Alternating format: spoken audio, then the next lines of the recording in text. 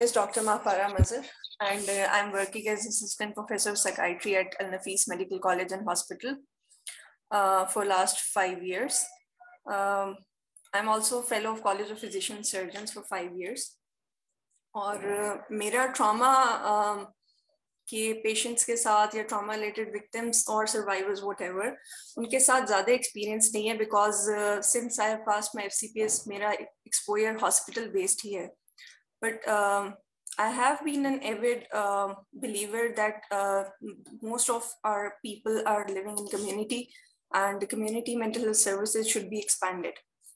और ये चीज़ मैंने उस वक्त एक्सपीरियंस की थी जब 2005 में earthquake आया था.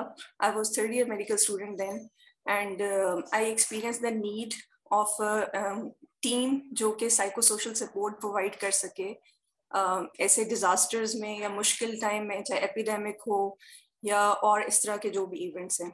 So I personally feel that as a mid-career professional at this point in time, ये बहुत अच्छी opportunity है, and I'm thankful to Dr. Asma Humayun for choosing me, for inviting me rather. It was my choice to be a part of this team, although being naive as far as my experience is concerned.